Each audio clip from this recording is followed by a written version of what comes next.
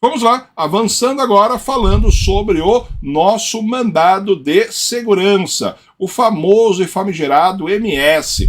O mandado de segurança ele pode aparecer na sua prova de duas formas, ou o mandado de segurança individual ou o mandado de segurança coletivo, tá bom? Então você tem essas duas possibilidades de remédios, de formas, perdão, de manejar o nosso mandado de segurança. O ponto importante, antes mesmo de eu ingressar na explicação para você dos detalhes desse remédio, eu quero deixar bem claro que o habeas corpus ele é um remédio constitucional de cognição sumária. Ou seja, o remédio, o mandado de segurança, o professor falou habeas corpus, me perdoe, mandado de segurança. O mandado de segurança, ele não possui uma fase probatória. Então você não vai ter uma fase de produção de provas e análise de tudo aquilo, toda uma análise profunda das provas. A análise, ela é superficial. Então, no momento que estiver impetrando o mandado de segurança, a prova tem que estar previamente constituída. Você tem que apontar aquilo que nós chamamos de direito líquido e certo, tá bom? Vamos lá, vamos abrindo aqui, ó.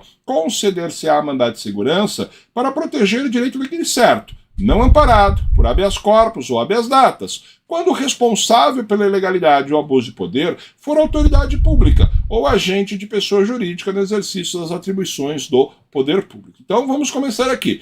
Cabe mandado de segurança para proteger aquilo que nós chamamos de direito líquido e certo. Então eu vou proteger o direito líquido e certo. Vamos lá. Direito líquido e certo é um direito do qual o indivíduo não tem dúvidas que você é beneficiário daquele direito. Então não gera nenhuma dúvida, não gera nenhum questionamento. E esse direito é certo, é líquido e certo, porque você consegue comprovar esse direito por meio de documentos. Então o juiz, ao fazer essa análise documental, ele consegue analisar aí a questão relacionada à existência do direito. Só compartilhando com você, o primeiro mandado de segurança que eu fiz na minha vida, eu lembro até hoje, tá bom? Foi 2012, o professor tinha ali um pouquinho mais de um ano de formado, e teve ali, fiz um mandado de segurança para uma conhecida nossa. Não importa o local, o professor só vai te contar o milagre, mas não vou te contar o santo, tá bom? Então vamos lá, ela tinha prestado um concurso, tinha 5 vagas, ficou em 4 lugares, 4º lugar, tá bom? Passou o período de validade do concurso, o responsável pelo concurso, ele prorrogou pelo mesmo prazo esse concurso, esgotado o período de validade do concurso, aquela pessoa não foi convocada para o certame, para tomar posse naquele concurso. Vamos imaginar, acabou o prazo hoje era o último dia do prazo e ela não foi chamada. Amanhã, no dia seguinte, nós promovemos o mandato de segurança, falando, então, nesse caso que eu comprovei, eu juntei o edital de abertura, lista dos aprovados, homologação do concurso, mostramos que tinham 5 vagas, tinha ficado no limite de 4, trouxemos todas as estruturações, todas as provas, que era indubitável que aquela pessoa tinha realmente sido aprovada dentro do concurso público, tá bom? Nesse caso, perceba, eu comprovei um direito líquido e certo, um direito que não gera dúvidas que aquela pessoa tem e comprovado por documentos, comprovado aí por meio de documentos, tá bom? Então nós temos aí esta possibilidade, tá bom? O Davi tá falando aqui, ó, essa história eu conheço. Que bacana, Davi. Essa história aí é bacana. Eu gravei um mandado de segurança por causa disso, pô, bacana. Essa história aqui eu sempre conto, é uma história aí, é o meu primeiro mandado de segurança, é o primeiro MS que eu fiz na vida, tá bom? Então vamos lá. Outro ponto aqui. Eu costumo falar para você lembrar que o mandato de segurança, ele é um remédio constitucional residual. Por quê? Se couber habeas corpus, você vai manejar habeas corpus. Se couber habeas datas, você vai manejar habeas datas. Só vai impetrar o mandado de segurança se não for caso de habeas corpus ou se não for caso de habeas data, tá bom? Então, perceba, não dá para você promover mandado de segurança nas hipóteses que cabe habeas corpus e habeas data. Habeas corpus nós já vimos, garante a liberdade de locomoção, e o habeas datas ele garante acesso à informação da pessoa do impetrante, tá bom? Agora vamos lá. Aqui nós vamos ter a mesma estruturação do nosso habeas corpus, porque eu vou ter aqui o nosso paciente, que é a pessoa que está sofrendo aí esse cerceamento, esse abuso ao seu direito líquido e certo. Eu vou ter a autoridade coatora, olha a autoridade coatora aqui, ó, é responsável pelo ato ilegal ou responsável pelo abuso do poder, tá bom? Então, aquele que é responsável pela ilegalidade ou abuso de poder é exatamente ela que nós vamos aí ter como polo passivo, na verdade, me perdoe, como autoridade coatora dentro do nosso remédio, tá bom? Além disso, quem pode ser essa autoridade coatora?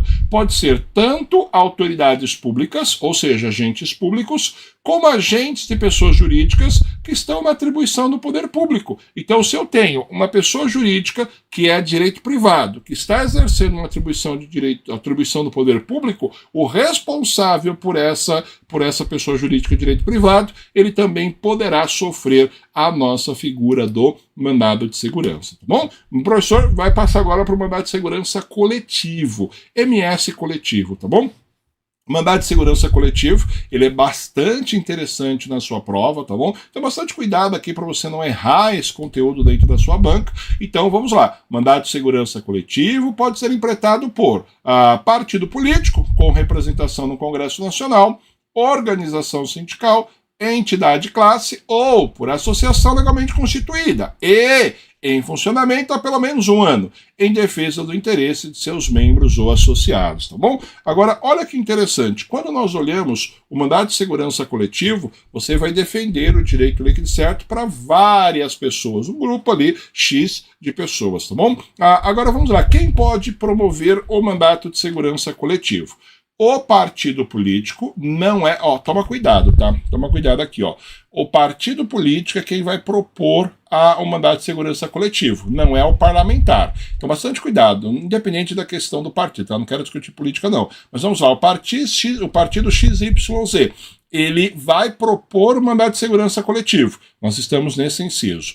O parlamentar ABC, ele vai propor o nosso mandado de segurança individual. Então toma bastante cuidado para você não confundir. Quem propõe aqui, quem impetra o mandado de segurança coletivo é o próprio partido político. Então o próprio partido político é ele que vai propor aí exatamente o nosso remédio constitucional, tá bom? E esse partido ele tem que ter representação no Congresso. Vamos lá, o que é representação no Congresso? O nosso Congresso ele é bicameral, então eu vou ter tanto o Senado Federal como a Câmara dos Deputados.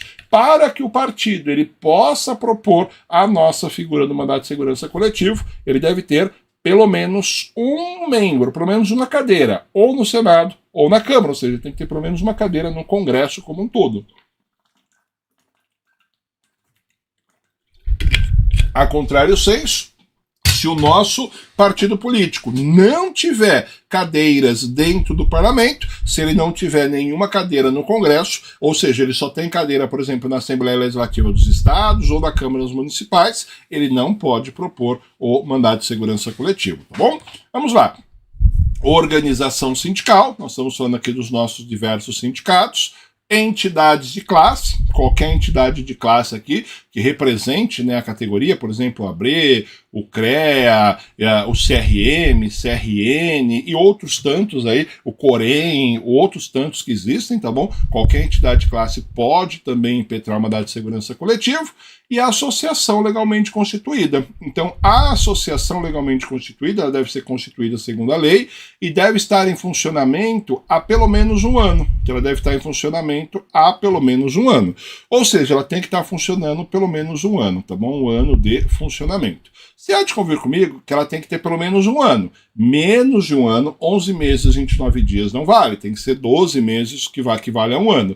Agora, se essa entidade ela tem 20 anos, ela está constituída há mais de um ano? Está. Essa entidade que está constituída há mais de 20 anos, ela pode impetrar o mandado de segurança coletivo? Pode, sem nenhum problema, tá bom? Então cuidado aí com as pegadinhas da prova.